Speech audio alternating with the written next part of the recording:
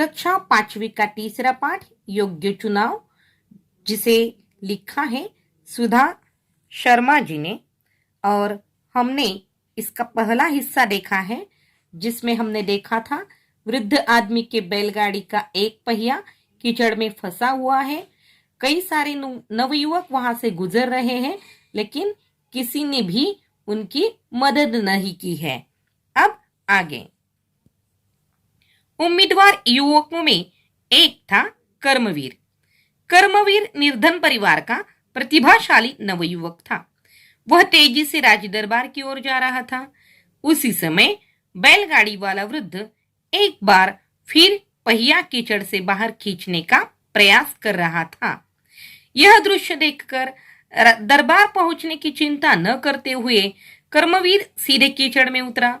जोर लगाकर उसने बैलगाड़ी का पहिया कीचड़ से बाहर निकाला। वृद्ध ने उसे ढेरों आशीर्वाद दिए, फिर इनाम में कुछ रुपए देने चाहे, पर कर्मवीर ने विनम्रता से मना कर दिया। देखिए, सैकड़ों नवयुवकों में जो कि मंत्री के चुनाव के लिए जा रहे थे, उनमें ही कर्मवीर नाम का निर्धन यानी गरीब परिवार का एक प्रतिभाशाली नवयुवक था। वह भी तेजी से राज दरबार की ओर जा रहा था। उसी समय वृद्ध ने फिर से कीचड़ में फंसे बैलगाड़ी का पहिया निकालने की फिर से कोशिश की है, प्रयत्न किया है, लेकिन इस बार भी वह वृद्ध बैलगाड़ी का पहिया निकालने में नाकाम रहा है। और उसी वक्त कर्मवीर भी वहां से गुजर रहा था। उसने यह सब देखा। सचमुच वह तो नाम की तरह ही था। जरा भी देर न करते हुए वह खुद तुरंत कीचड़ में उतर गया और उसने क्या किया है, जोर लगाकर कीचड़ में फंसा बैलगाड़ी का पहिया निकाला है। और यह देख वृद्ध ने उसे बहुत सारे आशीर्वाद दिए हैं, क्योंकि वह बहुत देर से पहिया निकालने की कोशिश कर रहा था। हर किसी ने देखकर भी अनदेखा कर दिया था और इसीलिए वह पहिया नहीं निकल पा रहा था, लेकिन कर्मवीर ने तो उसे निकाला है। तो एक कर्मवीर ही ऐसा था जिसने तत्परता से यह कार्य किया है। फिर वृद्ध ने उसे कुछ रुपए भी देने चाहिए, पर कर्मवीर ने उसे नम्रता पूर्वक मना कर दिया है। अब आगे। देर हो जाने की आशंका से भागते दौड़ते कर्मवीर दरबार पहुंचा। वह हाफ रहा था।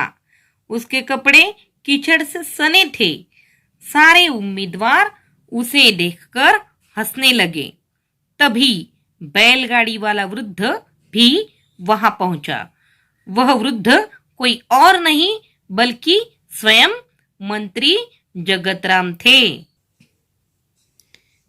दरबार में पहुंचने के लिए देर हो गई। इसी आशंका से कर्मवीर दरबार पहुंचा।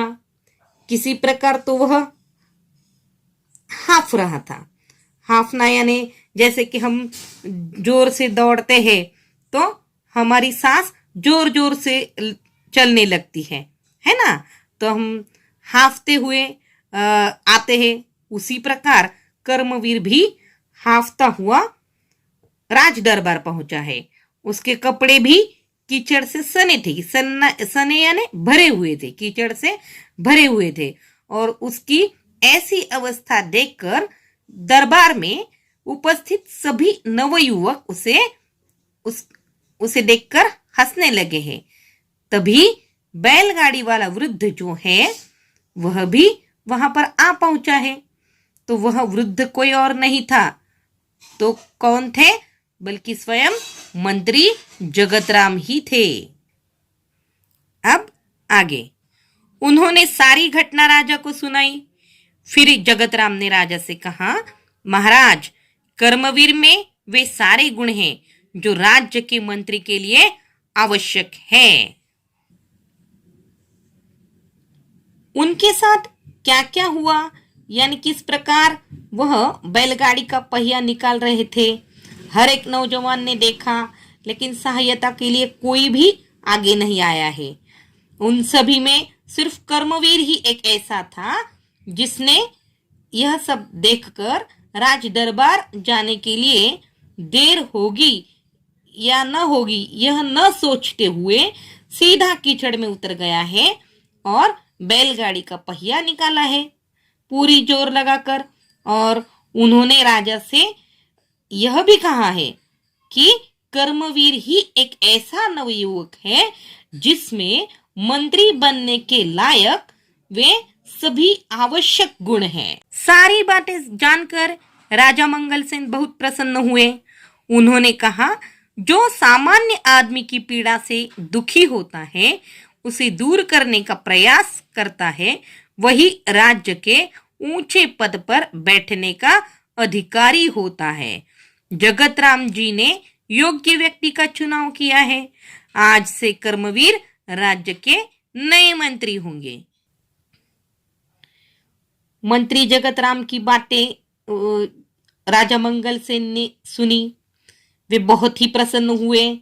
उन्होंने कहा, सामान्य आदमी की पीड़ा को देखकर उसे दूर करने का प्रयत्न जो करता है, वही राज्य के ऊंचे पद पर बैठने का अधिकार प्राप्त कर सकता है।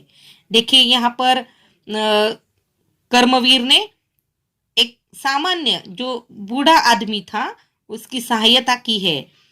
उसने उसकी बैलगाड़ी का जो पहिया है वह निकाला है। यानी मंत्री जगत राम ने ही उसकी एक परीक्षा ली है और इस परीक्षा में वह सफल हुआ है। और इसीलिए राजा मंगल सेन ने भी क्या कहा है कि मंत्री जगत राम जी ने योग्य व्यक्ति का चुनाव किया है, अतः आज से कर्मवीर ही राज्य के नए मंत्री होंगे, ऐसी राजा ने घोषणा कर दी है। तो देखो, इस कहानी से हमें क्या सीख मिली है? तो योग्य चुनाव कहानी से यह सीख मिलती है कि चुनाव में व्यक्ति के गुणों को ही महत्व देना चाहिए। गुणी व्यक्ति ही अपने पद की प्रतिष्ठा बढ़ा सकता है।